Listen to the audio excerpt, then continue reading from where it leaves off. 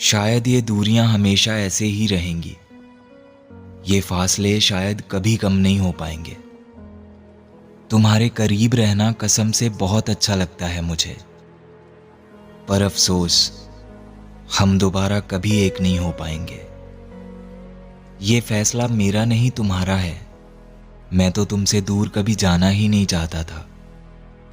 मैं जानता था एक दिन नजर लग जाएगी हमारे रिश्ते को, इसलिए मैं किसी को कुछ बताना ही नहीं चाहता था।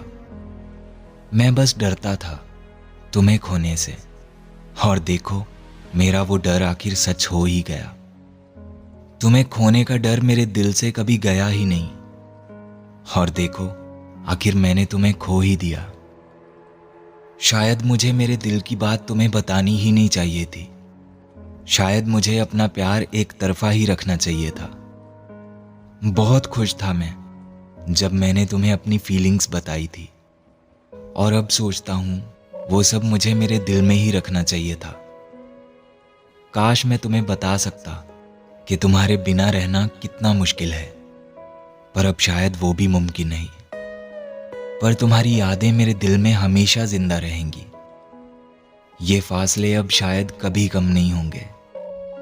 ये दूरियां हमेशा ऐसे ही रहेंगी।